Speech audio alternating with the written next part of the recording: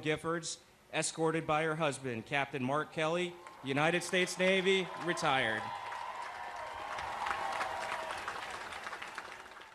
I will never forget this day or the crew of the USS Gabrielle Giffords. Fair winds and following seas. Thank you very much.